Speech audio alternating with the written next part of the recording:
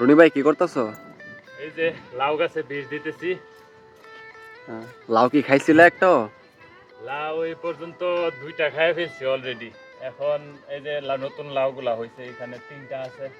যদি বিষ না দেই তাহলে লাউগুলা তো টিকবে না। এই দিকটাও আছে, এই যে এখানে ধরছে, এই যে ওখানে ধরছে। এখন এগুলো একটু বিষ দিয়ে দিতেছি।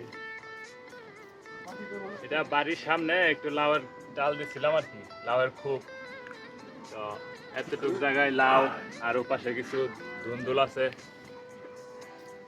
এখন এগুলা যদি বিষ না দেই তাহলে লাউগুলা টিকবে না, বুঝছেন?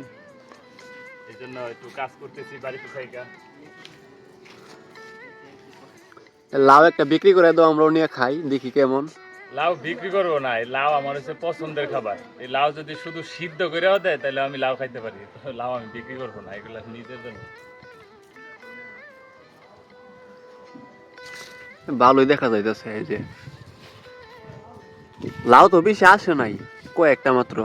এই যে অসুবিধা নাই, আস্তে আস্তে মাত্র এখানে 4টা আছে, এখানে 2টা, আস্তে আস্তে লাউ ধরবে, হয়ে যাইব। অসুবিধা নাই। এটার জন্য তো বিষ দিয়ে দিতেছি।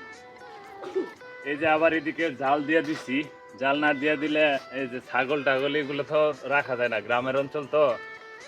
বেড়া না দিলে আপনার থাকে না, এই জন্য এই যে জাল দিয়ে দিছি। কিন্তু দুঃখের বিষয় হলো কালকে আমার জালটা শিয়ালে কেটে ফেলছে, বুঝছেন? এখানে 4-5 দিক দিয়ে আমার জালটা কালকে শিয়ালে কেটে ফেলছে। এখন এই কাজগুলো আমার আবার করতে হইব, কিছু করার নাই। অসুবিধা নাই, আপনাদের যদি লাউ লাগে তাহলে আমার বাড়িতে চলে আসেন, অসুবিধা নাই, আমি লাউ দিয়ে দিব না, মানে যা যতক্ষণ আছে ততক্ষণ দিয়ে দিব। আমারও লাউ পছন্দ, আপনার পছন্দ হয়ে থাকলে চলে আসেন আমাদের বাড়িতে, দিয়ে দিব লাউ। এই যে লাউয়ের পাশাপাশি এদিকে আবার হচ্ছে বরবটি লাগাইছি। বরবটি আপনারা চিনেন, বরবটি এখনো ধরে নাই তো এই জন্য দেখাইতে পারতেছি না। এই যে লম্বা সিমের মতো যেগুলা, এগুলা এদিকে লাগাইছি।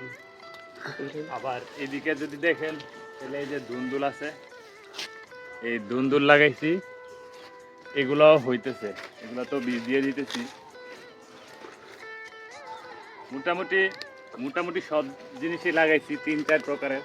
এখন দেখি হইলে মাশাআল্লাহ ভালো।